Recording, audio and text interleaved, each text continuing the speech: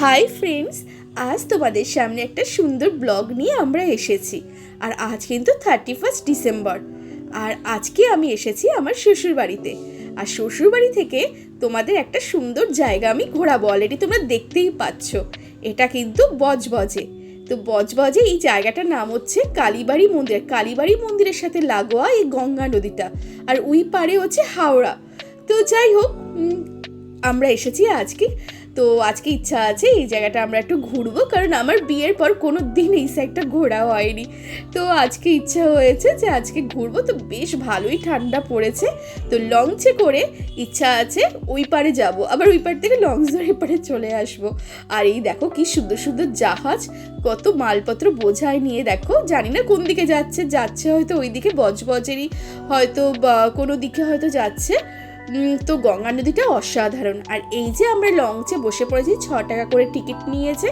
আর আজকে বেশিরভাগ মানুষ দেখছি সবাই দেখি এখানে পিকনিকে যাচ্ছে, মানে হাওড়ার বোটানিক্যাল গার্ডেন হয়তো যাচ্ছে। তো এই দেখো জাহাজটা, দেখো জাহাজটা তোমাদের আমি দেখাচ্ছি, কি সুন্দর জাহাজটা দেখতে।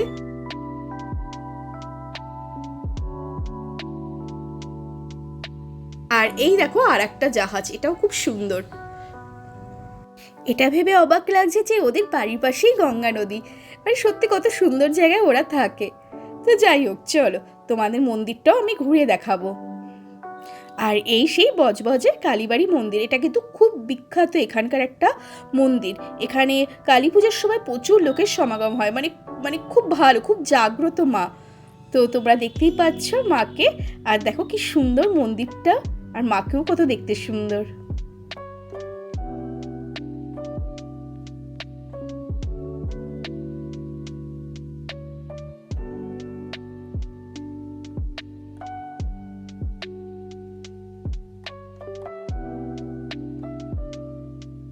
চলো এখানে দেখো আশেপাশের জায়গাগুলো তোমাদের ঘুরিয়ে দেখাই।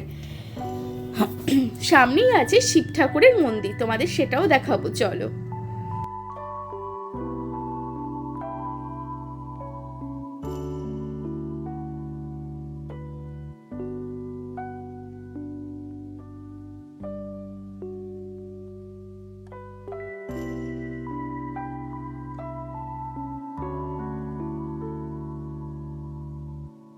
এই দেখো শিব আর পার্বতীটা কি অদ্ভুত সুন্দর লাগছে, দেখো পাথরের পার্বতী, কি সুন্দর, মানে মুখটাও কি মিষ্টি। আমি প্রথমবার দেখলাম এরকম শিব পার্বতী একসাথে, আমার খুব ভালো লেগেছে এই এই জিনিসটা।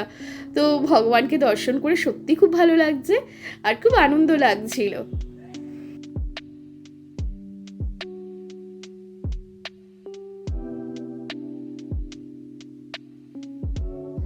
আর এই যে এখন ভাটা চলছে, দেখো জল অনেকটা নিচের দিকে নেমে চলে গেছে।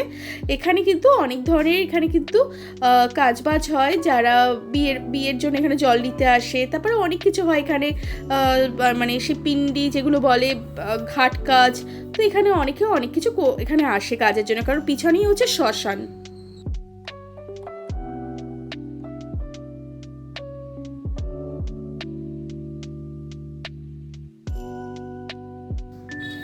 আর দেখো রাধা গোবিন্দ মন্দির সামনে। তো এটাও খুব সুন্দর লাগছে, কারণ গোবিন্দ ধনী কি বলবো, আমাদের খুব পছন্দের। তো খুব ভালো লাগছে ওনাকে দর্শন করে। আর এই একটা বিল্ডিং তৈরি হয়েছে, যারা এখানে থাকতে চায় এখানে থাকতে পারবে। আর এই দেখো মন্দিরটা, দেখো তোমাদের আরেকবার ঘুরিয়ে দিচ্ছি, এটা হচ্ছে সেই কালী মায়ের মন্দিরটা, খুব সুন্দর। আর এখানে দেখো গণেশ দাদার একটা মূর্তি আছে, এটাও খুব সুন্দর। এই যে তোমাদের বলছিলাম না একটু আগে, এখানে মানে কেউ মারা গেছিল, তার উদ্দেশ্যে কাজ এখানে ইনি করছে।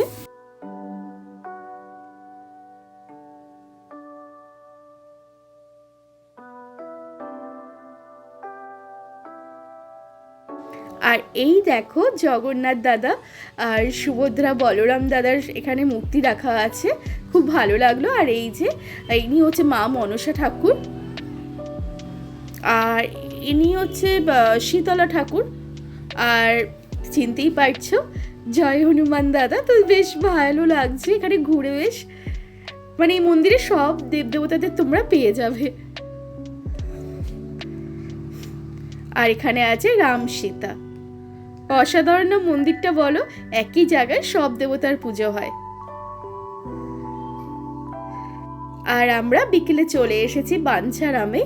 একটু মিষ্টি খেতে খুব ইচ্ছা হচ্ছিল, তাই ভাবছিলাম যে ঠিক আছে চলো একটু দেখি কি গুড়ের মিষ্টি আছে, একটু খাবো আজকে আমরা। তো যাই হোক,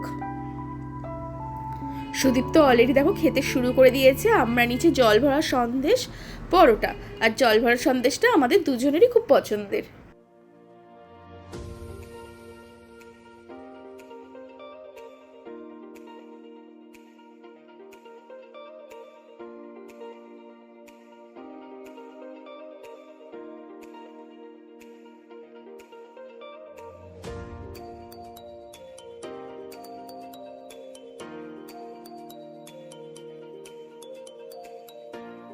আর এই যে মিষ্টির দোকানটা তোমাদের ঘুরিয়ে দেখাচ্ছি, এটা আমাদের সল্টলেকে। এটাও খুব সুন্দর দোকানটা, সব ধরনের এখানে মিষ্টি তোমরা পেয়ে যাবে।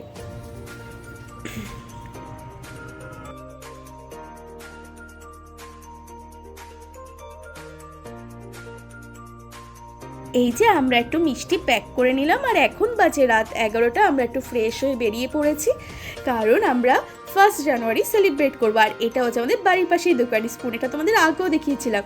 এটা হচ্ছে সল্টলেকে 206 বাস স্ট্যান্ডে। এখানে কিন্তু অসম্ভব রকম সুন্দর খাবার পাওয়া যায়, মানে দারুণ। আর খাবারের পরিমাণটাও অনেকটা দেয়।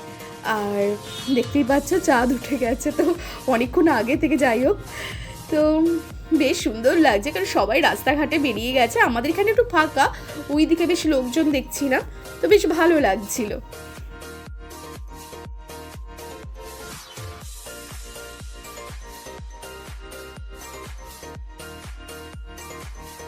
এই যে সুদীপ তো যথারীতি বাইকের একটু কেত মারছিল, আর যাই হোক আমিও ওর সাথে সাথে একটু ছবি ভিডিও তুলে নিচ্ছিলাম, কারণ যতক্ষণ খাবার নয় কী করবো বলো, বোর লাগছিল যে ঠিক আছে চলো একটু ভিডিও টিডিও করি। তো যাই হোক, আমাদের খাবার অলরেডি চলে এসেছে। আমরা নিয়েছি চিকেন তন্দুর, এটা বেশ দারুণ খেতে ছিল। আর এখন আমরা চলে এসেছি সেক্টর 5-এ। তবে যাই হোক, মানে কী বলবো, এটা না আমরা বাইরে থেকে দেখছিলাম প্রোগ্রামটা, কারণ আজকে তো ওদের বাড়ি যাবো বলে তাই আর টিকিট কাটা হয়নি এখানকার আমাদের প্রোগ্রামে। তো যাই হোক, বাইরে থেকে দেখছিলাম, বেশ সবাই নাচানাচি, বেশ মজা করছিল, দুর্ধর্ষ একটা পরিবেশ, মানে দারুণ লাগছিলো, দারুণ যাকে বলে। তো আমরাও বাইরে থেকে বেশ মজা করছিলাম। আর দেখতে পাচ্ছি কত লোক এখানে, সবাই নাচ টাচ করছিল, ব্যাপক লাগছিল। আর অবশেষে আস্তে আস্তে আমরা সেই টাইমের দিকে চলে যাচ্ছি। তো বুঝতেই পারছো রাত 12টা বেজে গেছে, তাই সবাই মিলে বলে ওটা হ্যাপি নিউ ইয়ার। তো তোমাদেরকে হ্যাপি নিউ ইয়ারে উইশ করলাম, তোমরাও খুব খুব ভালো থেকো, আর বছরটা খুব ভালো কাটিও।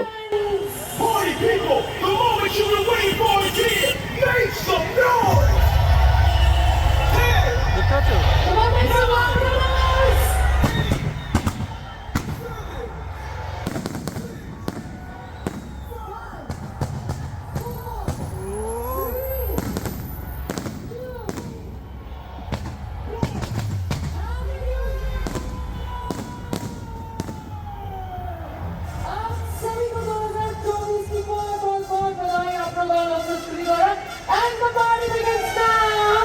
The celebration of New Year is your and your social media. Let us make you the special way of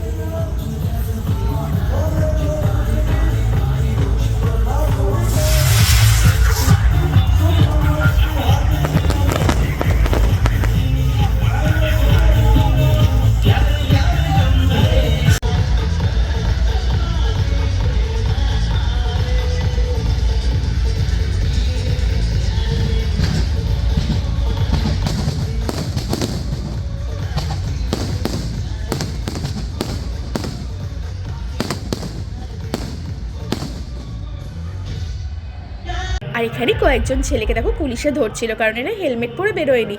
মানে এই দিন পুলিশ কিছু ফায়দা লুটছিল। যাই হোক চলো,